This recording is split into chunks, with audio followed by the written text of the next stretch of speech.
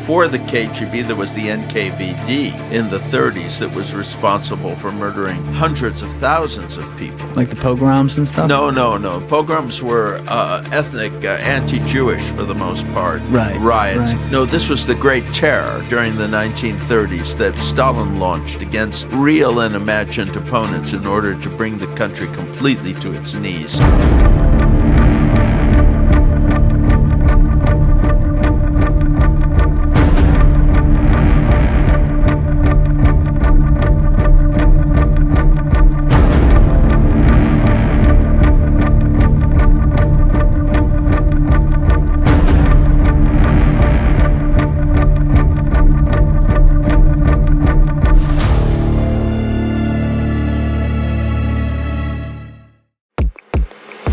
Since the last time we talked, one of the many things was you saw the Nord Stream 2 pipeline blown up. And, you know, I think I was telling you, I talked to you shortly after I recorded a solo podcast on that. You know, I recorded that podcast, I put it out, and I immediately thought, like, even the possibilities I put out there were wrong. Because I'm like, well, I see it could be one of four places. It could be Russia, it could be the US, it could be Ukraine, or maybe it could be China. And you know, we were really zoned in on Russia and the U.S., and now the news is starting to trickle out that, like they even said, like that's not the case. Like it appears Russia didn't do this, which I thought it might make sense for them to do it, but they didn't. And it doesn't appear like the U.S. did it, which means, you know, there's some. It could be like Ukraine trying to keep the West on board, but at the same time, what's confusing to me is that there wasn't really much running through it at the time. It was basically like turned off. And at least for this winter, based on the information I was able to review and other people can find online, it appeared that the Western Europe was going to be okay with what they had, meaning this wasn't going to affect things right away. So, you know, I guess the question is, like, why do we have other forces at play here, like other nations who are just enjoying the chaos of what's going on and trying to ensue some sort of distrust among the people on both sides of this issue, be it Russia, be it the United States and the West? Hard to imagine. I think that it probably was Russia who blew up their own pipeline, but they did it in a way that would they hoped would affect the market, but would not, you know, permanently. They didn't want to take a step that would be irreversible. What's the upside to them? Like that's what I couldn't figure out. Warning the West of their vulnerability. Because I couldn't think of a ton of upsides. There aren't a lot of upsides, but we have to begin to think the way they think. And what's that? We're thinking. This is the problem when Westerners try to think rationally. And they operate always from their perspective. But Russians oftentimes are very keen. Remember, Russia is the country of the psychological novel. It's a country in which, with the national game is chess. Russians think ahead, and they think in terms of psychology in a way that we don't. Can you explain that? Well, for example, I mean, they will act not to achieve a specific concrete effect, but to have a psychological impact. Like a mind games type thing, you're saying? Yeah. Huh. That makes a ton of sense. Because that would make sense with, you know, some of the things they do to sow dissent. Even if we go back to the apartment bombings, you know, does it make sense to bomb your own people? No, unless you're trying to change the psychology of the country, right, and create a completely different atmosphere. I mean, an American wouldn't think of doing something like that. Cue the conspiracy theorists in the comments on that one. Yeah, well, all right. Well, maybe people will call in and say that Trump or Hillary Clinton would do it. Maybe they, I don't know, but even I think those two wouldn't. Yeah, I mean, I think we're prone to having bad people do bad things too. I would like to think, and I do think overall. But our better bad people are less imaginative than, you know, their imaginations are more restricted. I think you might be right about that. I think there's degrees to this stuff, and I can point out evil things that we've done, of course, around the world, and I can point out evil things other places have done. And I think overall, I see more. I'm not just talking about Russia. I'm talking about places of totalitarianism and some of the things they do to their own people, that I think are worse. There's a saying in Russia, terrorize your own people so that others will be afraid. That's real? Wow. Yeah. That's pretty on brand right there. Yeah. And what is, during the whole war, though, like, as a lot of people know, that when the Soviet Union flipped over, it changed to basically being called the FSB, but it wasn't that much different. The KGB became the FSB. Right. Yeah, the KGB was, under the Soviet Union, the secret police were the KGB. And then after the Soviet Union fell, there were various permutations and changes, and the organization which emerged was the FSB, which is in Russian Federalная служба безопасности, means the Federal Security Agency.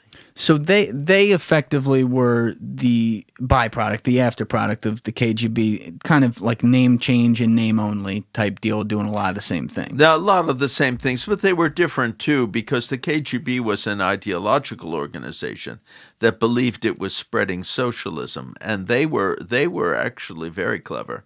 The FSB is very corrupt, and they're much more murderous. The KGB tried to achieve its objectives with psychological manipulation, and at least in the later years, did not rely on brute force as much. Although although they could. That's not the narrative you're used to hearing, Well, we're talking, listen. Before the KGB, there was the NKVD in the 30s that was responsible for murdering hundreds of thousands of people. Like the pogroms and stuff? No. Pogroms were ethnic, anti-Jewish for the most part. Right. Riots. Right. No, this was the Great Terror during the 1930s that Stalin launched against real and imagined opponents in order to bring the country completely to its knees. What did that consist of? I don't know a hell of a lot about that. Oh, well, all right. Maybe let's take it a step at a time, because we're the Soviet Union, after it was created, declared that it was going to have a final reckoning with the counter-revolution, and they created the first, the secret police, who were called the Cheka. And the Cheka was responsible for the Red Terror, which took place in the 1920s. The Red Terror cost maybe 400,000 lives. And what was that? That was taking hostages, that was fighting against anybody who was opposed to the Bolshevik regime, with mass killings. In Sevastopol in Crimea, 50,000 people were hanged, and that earned Sevastopol the nickname "the City of the Hanged." Wow. But then there was the Great Terror, which took place in the 1930s, 1937-38, and Stalin basically launched a drive against anyone who could conceivably be his opponent to create a perfect totalitarian system. And 150,000 people in that period were arrested. No, not 100. Excuse me. 1,500,000 people were arrested during that period. 700,000 were shot right away. Of those who were sent to the camps, many never returned. Oh, God. And then. And what types of these were anyone who just opposed the Soviet communist principles? Anyone they suspected of opposition, but also went beyond that. The purpose was to completely terrorize the country.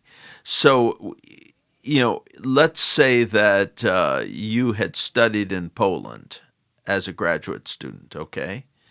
You were automatically a Polish spy, and anyone who was in your notebook or in your address book was your co-conspirator. Oh, and that created, the fear that engendered, and the purpose was to engender fear. And it was I knew a woman who was the wife of an ambassador in Moscow at that time. And she said, the terror was so great that if a foreigner approached Russians on the street, they scattered like mice. And people who were literally afraid to say anything to each other. There was one story of a conversation on a train in which one person said, "Yes, Fyodor Mikhailovich. Yes, Vitaly Ivanovich." But beyond that, they were paralyzed with fear and couldn't say anything else. Who were those people? Just people on a train. Someone recalling in a memoir, what conversations were like during the period of the Great Terror. Mm. And that continued in a less extreme form because the war broke out and until Stalin's death in 1953, and then in 1956, Khrushchev made a speech, was known as the secret speech, in which he revealed the crimes of Stalin and began freeing people from the labor camps. So the level of terror diminished. But the KGB still used repression to control the population, and they could kill people. It was not mass killing anymore, but there was selective terror. When did they change their name from the other one it was to KGB? From the NKVD to the KGB, yeah. I think that was in the 50s. It became first the MGB, which was the Ministry of Security, of State Security, and then it became they decided not to call it a ministry anymore, and it became the Committee on State Security, the KGB. And then after the Soviet Union, and in the last days of the Soviet Union, after Gorbachev basically initiated this huge period of liberalization, the KGB did not, carry out terror attacks on the citizens, and they, in fact, were much more concerned with grabbing property for themselves, and they began, seriously to degrade and become corrupted. And when killings took place, they were fights over property, not political struggles. And then after the fall of the Soviet Union, what had been the KGB became, after certain changes and name changes, the FSB, which is what we have now. And did some of it, I want to come back. And that FSB, just to finish what we were saying, please. Was different from the KGB in that it was much less.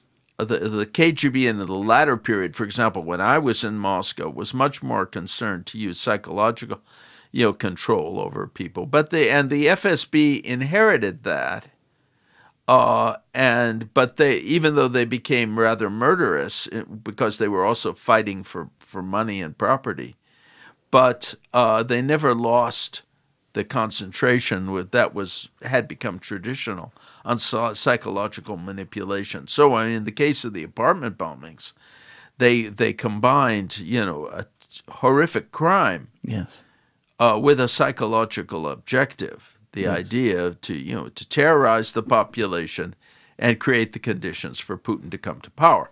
That's the most important thing to remember about the Putin regime, that it's an illegitimate regime, and it came to power as the result of an act of terror against its own people. Was there aspects, though, and I want to come back to Stalin in a second, but just real quick while you're on this, where the intelligence transformed to getting to the FSB, were there also aspects of the KGB, because that's the only intelligence organization we hear about from the USSR years, I guess the second half of it, but were there elements of the KGB that got split off into the GRU as well, so they kind of like made an extra area of intelligence? GRU is separate. GRU is defense intelligence. Those are rival intelligence agencies. The KGB the KGB is state security. The GRU is military security. Of course, they overlap to some extent. I was going to say, because the GRU, for example, is who's responsible for like hacking in our country into discourse and things like that. Oh, they still exist. I think, I'm not sure if they still use the name GRU. I think they do. They do. Yeah, At least that's how I they do. it. Yeah, and there's the SVR, which is foreign intelligence that works with them. These there's a process of organizational reform and reorganization that takes place.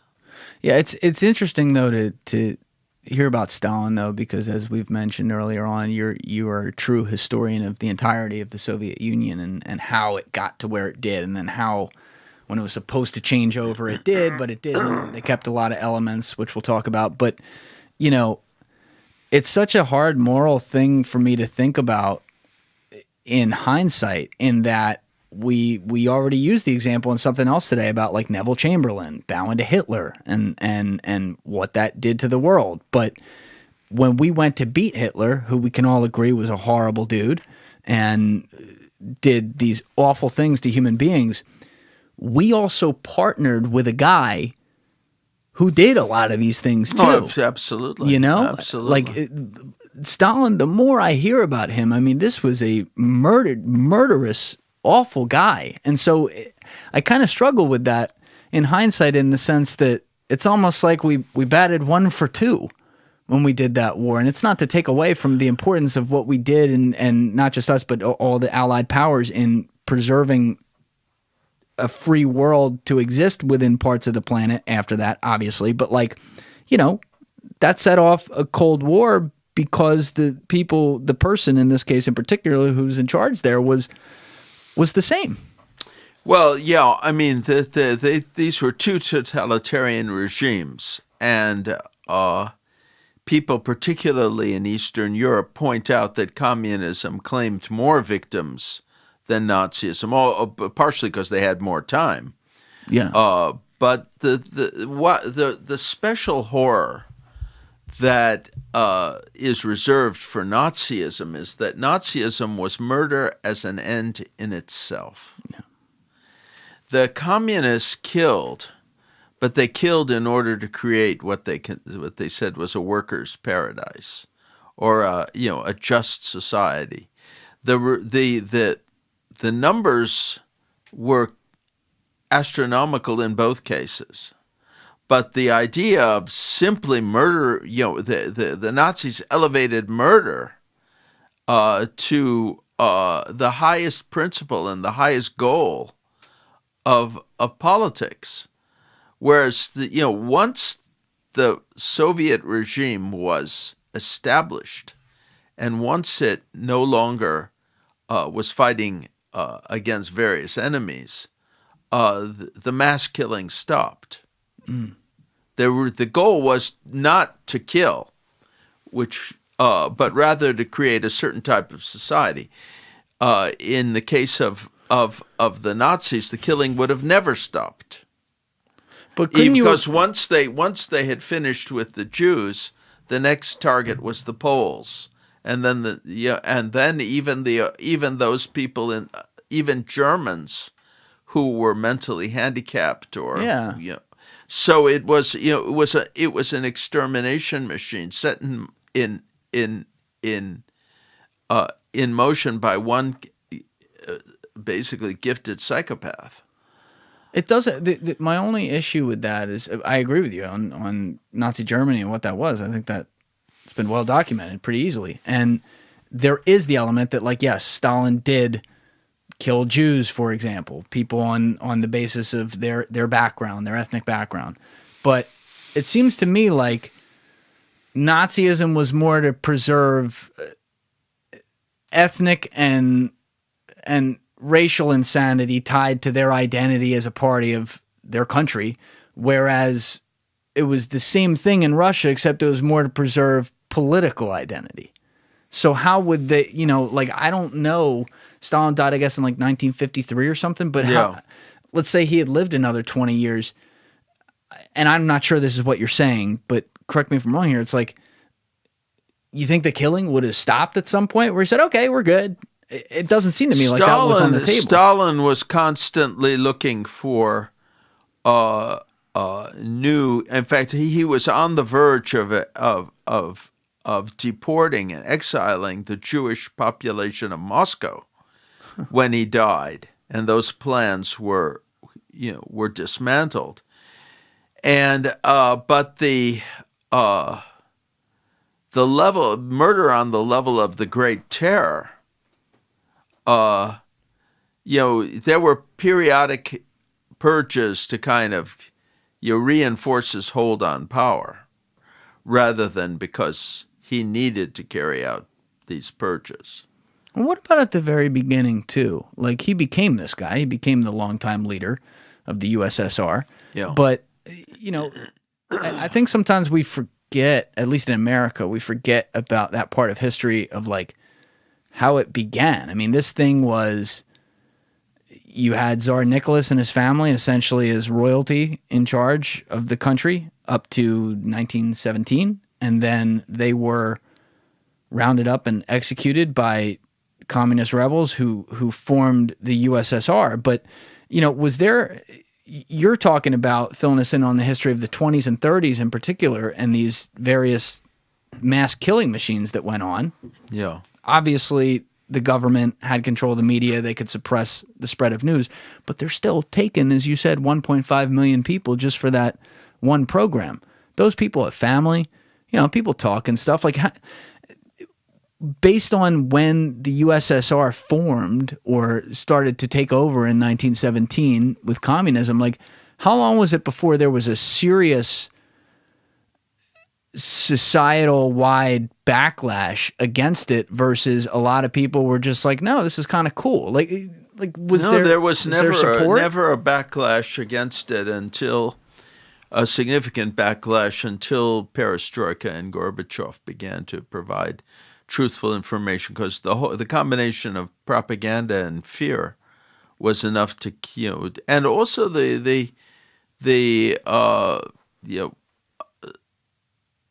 Stalin purged people in leadership positions. Ordinary people, by and large, were not touched as much.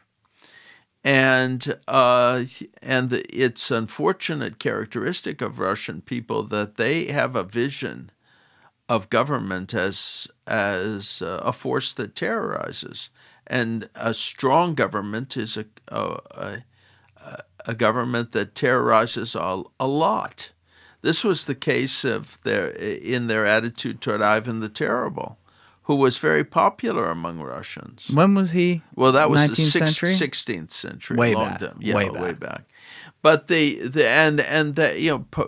Stalin remained popular, and remains popular today. Really? Yeah, in Russia, but despite his methods, because it was seen as in the interest of the state. And we have an echo of this in the recent statement of Putin that I mentioned earlier, that Russians are ready to give everything, to sacrifice everything for the motherland.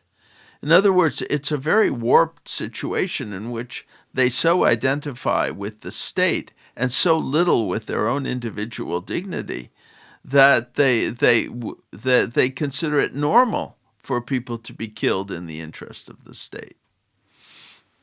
And that's part of the reason why they're able so easily to invade a country like Ukraine, because there's no check, there's nothing, no limit of conscience, no limit of social institutions that keeps Russia from engaging in barbarous behavior. And it's one of the reasons why they commit atrocities, as they did at Bucha in Ukraine and in other places, Mariupol, when they invade foreign countries, because they consider that this is their right.